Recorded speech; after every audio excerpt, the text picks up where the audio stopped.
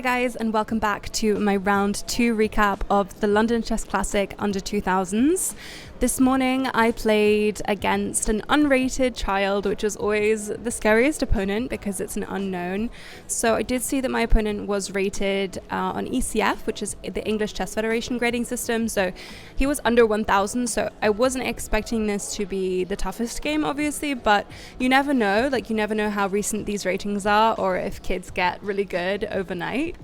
So today I had the white pieces, which is really exciting, and I played e4, and I had no idea what my opponent was going to play because yesterday my opponent had the white pieces and he played the London, so I had literally no idea because I couldn't find any of his games. He played g6, which is the modern. The modern is the kind of thing where I just don't have any prep against it and I just play principled chess and hope for the best. So I just put my 2 pawns in the middle and got my knight out. And the reason I played knight c3 here instead of knight f3 or anything is because I'm thinking about pushing my h-pawn, and for that I might want to play bishop e2 to support the pawn.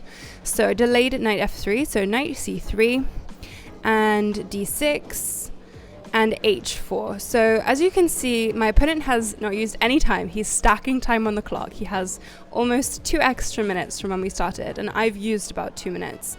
So I'm being a little bit careful just because I'm not playing a system-based opening. My opponent, however, is playing a system-based opening, and so I think he's just got a certain number of moves he's memorized, and I think h4 wasn't on his radar, which is one of the reasons I played it, because when someone is playing a system-based opening, I really want to test their positional understanding or if they've just memorized a certain opening.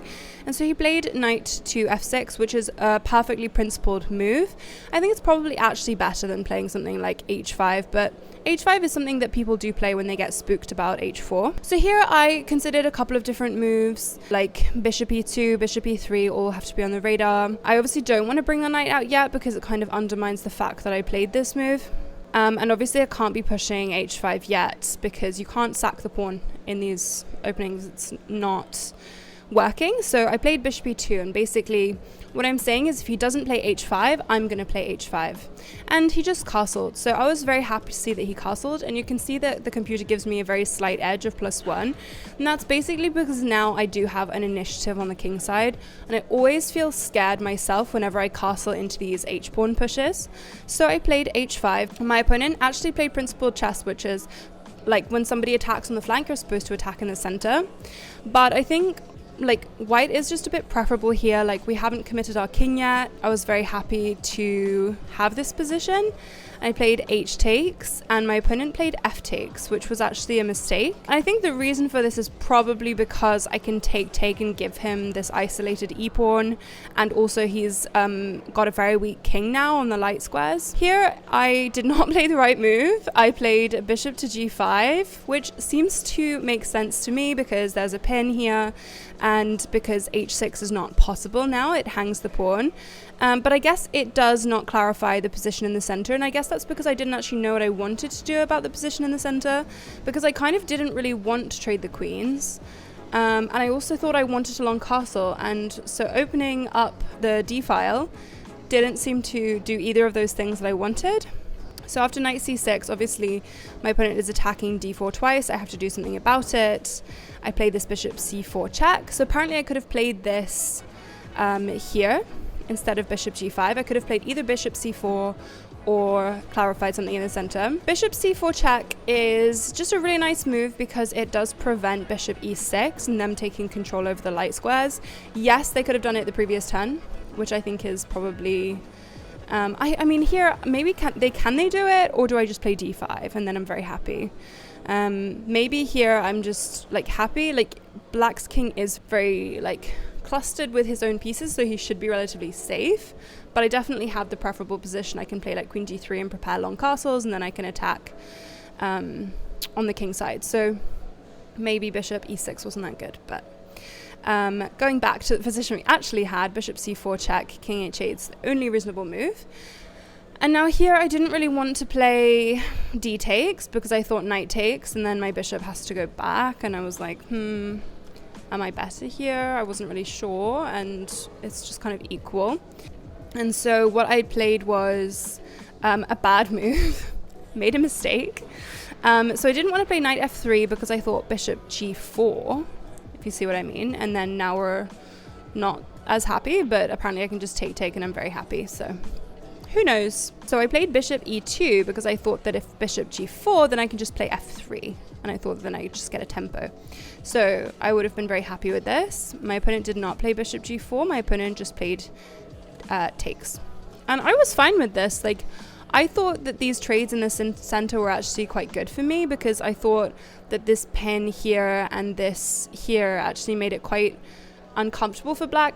Absolutely, I do understand that there are discoveries potentially with the knight, but I looked at them and I didn't think there was anything scary. My opponent played rook e8 and I played the best move, the only move to keep the advantage, which is long castles. So basically you can't be afraid here of any knight takes e4 stuff with tempo on the queen, because if you just calculate it like I tried to, I think everything here is just bad. Oh, I have mate in 4 here. I had looked at this. Yeah, very nice. I did see that actually.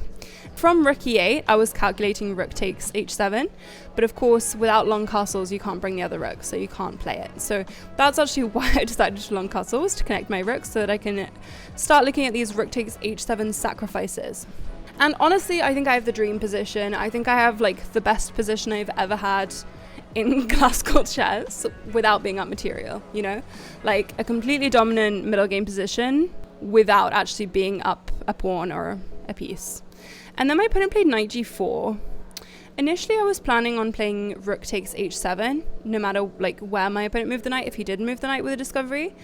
But here I had thought that after rook h1, that knight h6, and then I didn't know what to do because I was calculating all of these lines that didn't work. Like you can't take again, and I didn't want to give up the queen. So here apparently just queen d2, which does make sense. Maybe I should have just gone for this, but I wasn't sure of the compensation because obviously we are just down a full rook here for the attack. And as somebody who's quite bad at calculating, like I wasn't sure about this. It does look like we're winning back material though, of course. So instead of sacking the rook, I played queen d2 with the idea that after queen to d7, we could then probably sack the rook. So I essentially thought that this was just a better variation because now my queen's not under attack and I immediately win back material. Like if they take, they're just gonna get checkmated. It's mate in 1. So I just thought that this was a cleaner version, but obviously Stockfish hates it because Stockfish loves anything forcing. And here in this position, it says bishop f6 is best. I did consider bishop f6 for black, but I also thought that rook h7 worked here, and it does. I'm correct. And so I really thought that like the most human try was just queen d7. And this is move 14, and we're already doing much better. So I'm not going to be critical to myself about having played queen d2 because like there's actually nothing here to save black, and there is nothing to prevent rook h7. Even if you play knight back, rook h7 still works. So my opponent actually blundered here and played bishop takes c3. And I had looked at this and I had obviously seen that queen takes comes with check, which then prevents black from saving the queen. So my opponent lost his queen, and then we have f4. f4 is just very clean, attacking the pinned piece, and like no matter what they do, we're actually going to be threatening checkmate quite soon. My opponent played bishop to g4, attacking my rook, but it doesn't actually help because if you take the rook, then this is going to be mate in 1 with a discovery. And so my opponent attacked, but it didn't actually do anything. And so I took, my opponent played rook f8 because he's trying to stop the checkmate, and e takes and mate in 2.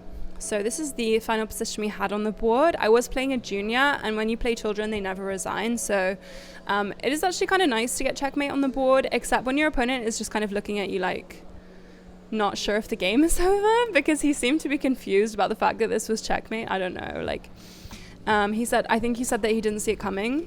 But I think just from quite early on, like knight g4, you just can't play here. Your king is so vulnerable. And I even thought maybe like knight h5 or just something to try and block the h file. And I had also looked at like if there was any horrible discovery, I knew I could always bail out if I had to with bishop takes d8. Like, I knew that this was always possible. So I wasn't too concerned about any discoveries on my queen. And yeah, so this is one of the reasons why, as a coach as well, I don't recommend that beginners play these kinds of modern openings, because they are not that easy, actually, if your opponent is super aggressive or if they take you out of what you know. And so obviously this h4, h5 in the opening kind of threw my opponent off. He wasn't sure how to go about it. I think his other big problem is that he simply didn't use any time. As you can see, he ended the game with 1 hour 31, and I used almost 40 minutes. So I wanted to be very careful not to give away my advantage by like blitzing moves out and then regretting it because I played a bad move. And I actually am very happy with the amount of time that I used. I think I made the right decision, and all in all, it was nice to have an easy game for round 2, especially because today is a double round day. So I will see you again in this exact same outfit, recording another recap later. This afternoon, I will probably have the black pieces, and I'll probably play somebody maybe a little bit higher rated than me, because now I've got 1 point, so we'll see. But I'm feeling good after this, because I think whenever I'm starting a tournament, I kind of have a little bit of confidence issues because I haven't played in a couple of months. Like, my last over the board tournament was in August. So yeah, I think if you're just a little bit rusty, you need a first win at some point to get you like back in the zone. So this is my back in the zone game. I hope you guys enjoyed this recap, and thank you so much for following along on my tournament. I will see you in the next video. Please like and subscribe if you haven't already. Bye guys.